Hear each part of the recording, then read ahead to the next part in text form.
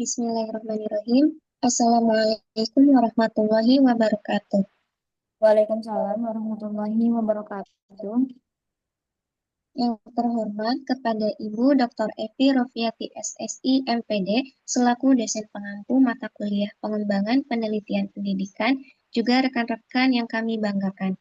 Kami dari kelompok 5 yang beranggotakan saya Ilma Mandala Putri dengan NIM 228106074 dan rekan saya Afafa Plati dengan NIM 228106083 akan mempresentasikan proposal penelitian kami yang berjudul Penerapan Model Inquiry Berbantuan Laboratorium Virtual untuk Meningkatkan Keterampilan Proses Sains Siswa. Baik, untuk bagian yang pertama akan disampaikan oleh Hafafah Plati, kepadanya disilakan. Baik, terima kasih kepada moderator. Yang pertama yaitu pendahuluan. Latar belakangnya ada 3. Yang pertama, tantangan pembelajaran sains. Pembelajaran biologi ini masih berpusat pada guru dengan fokus pada hafalan, bukan pada pengembangan keterampilan proses sains atau KPS yang seharusnya menjadi tujuan utama. Kegiatan belajar lebih banyak menekankan pada penugasan konsep melalui hafalan materi daripada mengembangkan keterampilan proses sains siswa, yang mengakibatkan siswa ini kurang dilibatkan secara aktif dalam kegiatan penyelidikan ilmiah seperti mengamati, mengklasifikasi, dan menarik kesimpulan. Kemudian yang kedua yaitu keterbatasan laboratorium. Keterbatasan sarana laboratorium, waktu praktikum yang sangat singkat, dan jumlah siswa besar menghambat pelaksanaan eksperimen langsung yang bermakna. Tidak semua sekolah ini memiliki fasilitas laboratorium yang memadai untuk mendukung kegiatan praktikum biologi.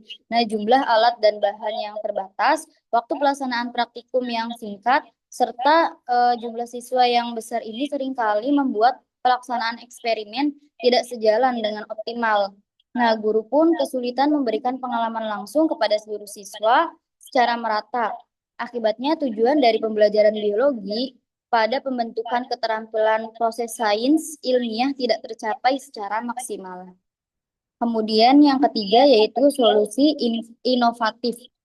Laboratorium virtual menawarkan simulasi eksperimen interaktif, aman, dan fleksibel tanpa bergantung pada fasilitas fisik yang terbatas.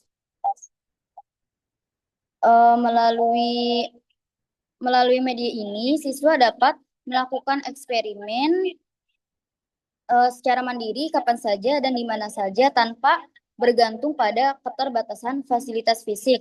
Selain itu, laboratorium virtual memungkinkan siswa untuk mengulang percobaan berkali-kali tanpa mengeluarkan biaya tambahan untuk bahan habis pakai.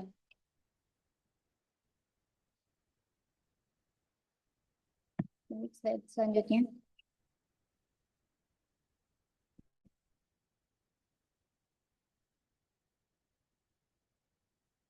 Kemudian rumusan masalah. Yang pertama ini bagaimana penerapan model inquiry berbantuan laboratorium virtual terhadap keterampilan proses sains siswa kelas 11 SMA pada materi sistem ekspresi.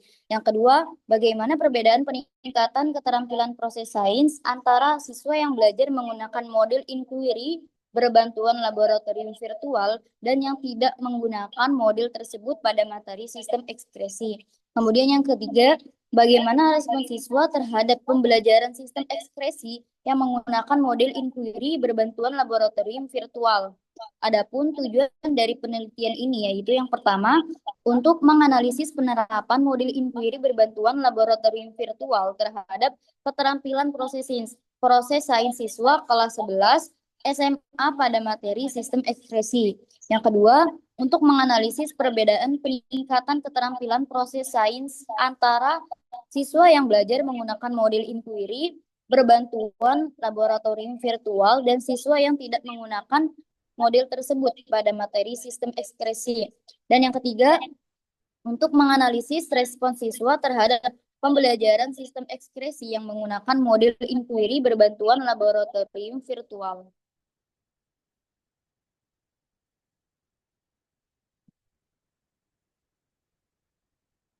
Adapun tinjuan pustaka dari model pembelajaran inquiry yang pertama mengajukan pertanyaan.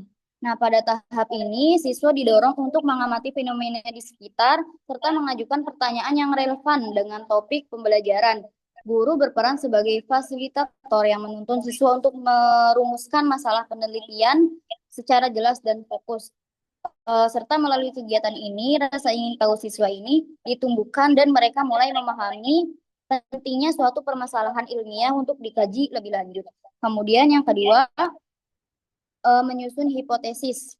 Setelah merumuskan masalah, eh, siswa mengembangkan dugaan sementara atau hipotesis berdasarkan pengetahuan awal yang dimilikinya.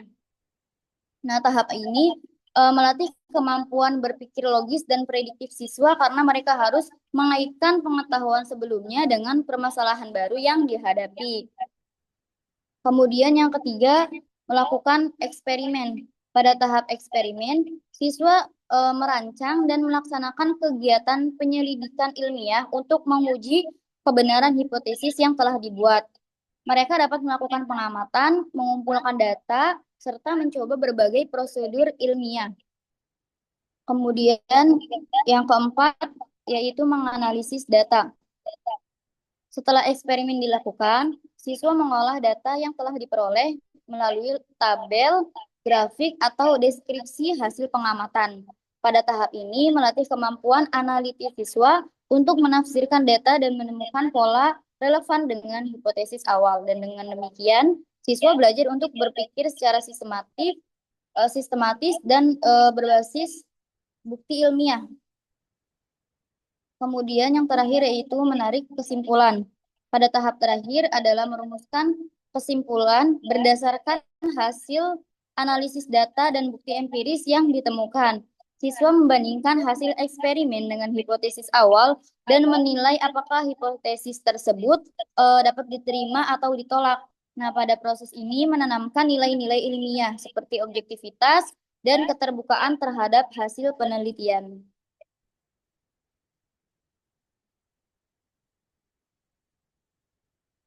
Adapun peran laboratorium virtual.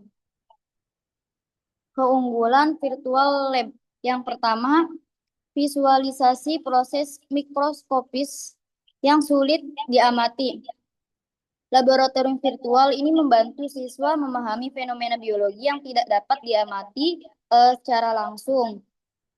Dengan animasi atau simulasi yang interaktif, konsep-konsep abstrak yang menjadi lebih konkret dan mudah diamati. Hal ini sangat membantu siswa dalam menghubungkan teori dengan praktik secara visual. Kemudian yang kedua yaitu eksperimen berulang tanpa batasan biaya. Nah, dalam laboratorium konvensional, pelaksanaan praktikum sering terbatas oleh ketersediaan bahan serta biaya.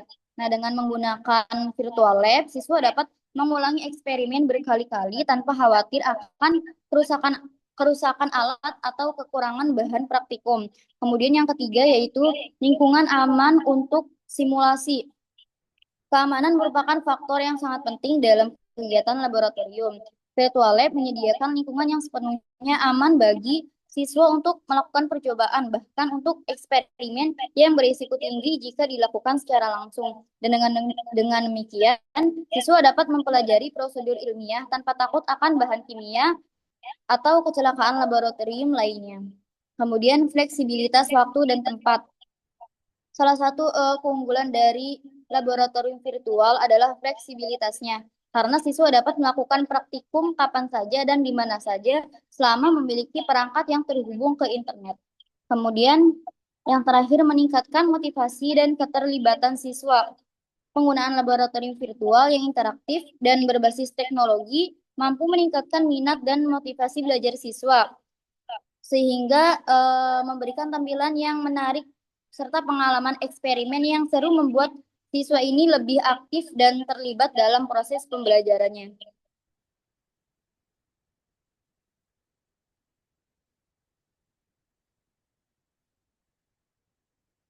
Kemudian yang terakhir yaitu materi sistem ekspresi. Materi ini mencakup struktur dan fungsi organ ekskresi seperti ginjal, paru-paru, kulit, atau hati, serta proses filtrasi dan reabsorpsi.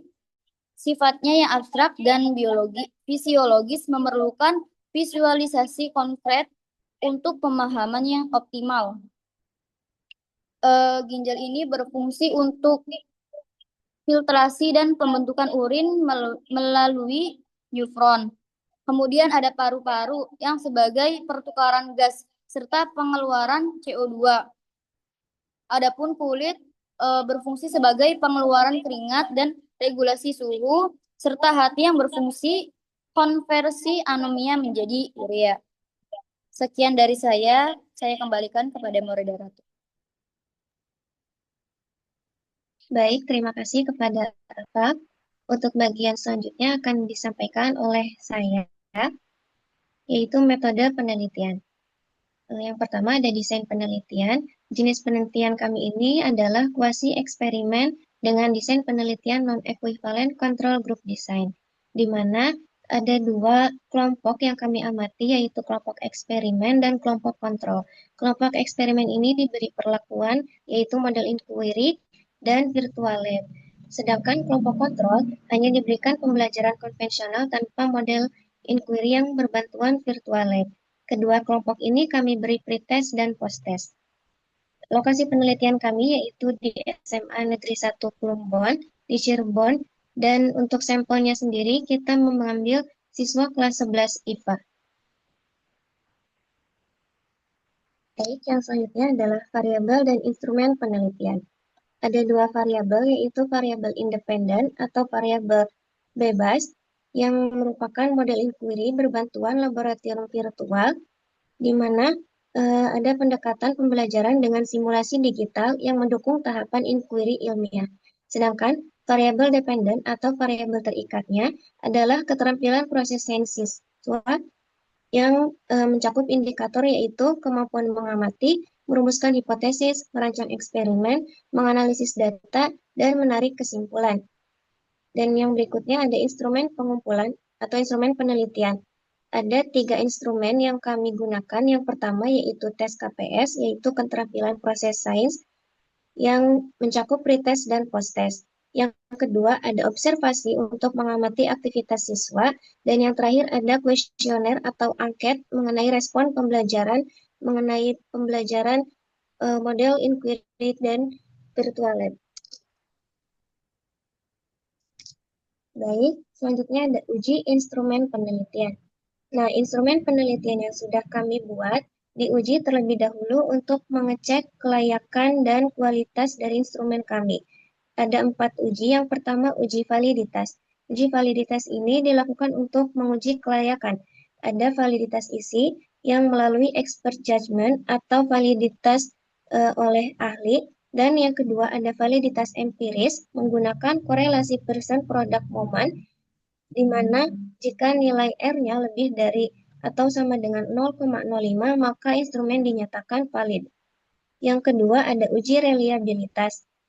Uji ini menggunakan Alpha Cronbach dengan kriteria yaitu instrumen reliable jika koefisiennya lebih dari atau sama dengan 0,40, yaitu kategori sedang ke atas.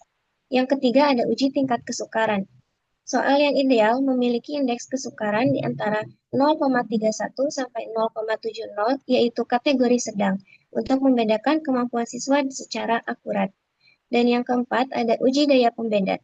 Soal dengan daya pembeda antara 0,41 sampai 1 berkualitas baik hingga sangat baik, itu efektif membedakan siswa yang berkemampuan tinggi dan rendah. Yang berikutnya ada teknik analisis data. Setelah didapatkan data dari hasil penelitian, maka dianalisis menggunakan beberapa uji. Yang pertama ada uji normalitas. Uji normalitas ini dilakukan untuk mengetahui apakah data ini berdistribusi normal atau tidak. Ujinya dilakukan menggunakan uji Shapiro-Wilk, di mana jika nilai probabilitasnya lebih dari 0,05, maka data berdistribusi normal. Yang kedua ada uji homogenitas, dilakukan untuk menguji apakah varians ini homogen atau tidak. menggunakan uji Levin, di mana jika nilai probabilitasnya lebih dari 0,05, maka varians ini homogen. Yang keempat ada uji hipotesis, menggunakan independent t-test untuk uji parametrik atau Mann-Whitney-U jika datanya non-parametrik. Yang keempat ada uji endgain atau normalized gain, yaitu untuk mengukur efektivitas pembelajaran. Nilainya tinggi jika nilainya lebih dari 0,70, sedang jika nilainya 0,3 sampai 0,7 dan rendah jika nilainya kurang dari 0,3. Untuk uji endgain ini, pembelajaran efektif jika nilainya tinggi. Yang berikutnya ada analisis pengolahan angket dan analisis lembar observasi yang menggunakan rumus umum frekuensi relatif. Baik, selanjutnya ada prosedur penelitian. Ada 3 tahapan. Yang pertama, tahap persiapan, mencakup studi literatur, observasi, penyusunan proposal, instrumen, dan validasi oleh ahli. Uji coba instrumen ini dilakukan pada siswa di luar sampel. Yang berikutnya, tahap pelaksanaan. Dilakukan pretest pada kedua kelompok dan dilaksanakan pembelajaran di kelas eksperimen menggunakan model inquiry dan virtual lab, sedangkan di kelompok kontrol hanya menggunakan pembelajaran konvensional. Setelah itu, diberikan post-test kepada kedua kelompok dan pengisian kuesioner respon untuk pembelajaran yang menggunakan model inquiry dan virtual lab. Dan tahap yang terakhir yaitu tahapan analisis data, penarikan kesimpulan, dan penyusunan laporan penelitian lengkap dengan temuan dan rekomendasi. Di sebelahnya ada prosedur penelitian kami dalam bentuk grafik, dalam bentuk gambar. Yang pertama ditemukan masalah yaitu rendahnya keterampilan proses sains siswa, kemudian diperlukan solusi yang inovatif, yaitu menggunakan model inquiry dan laboratorium virtual. Dilaksanakanlah integrasi antara model inquiry dan laboratorium virtual. Kemudian dengan integrasi tersebut, siswa terlatih dalam keterampilan proses sains, yaitu mengamati, menanya, mengumpulkan informasi, mengasosiasikan, dan mengomunikasikan. Sehingga terjadi peningkatan keterampilan proses sains siswa pada materi sistem ekskresi. Baik, mungkin sekian presentasi dari kelompok kami. Terima kasih banyak atas perhatiannya. Wassalamualaikum warahmatullahi wabarakatuh. Waalaikumsalam warahmatullahi wabarakatuh.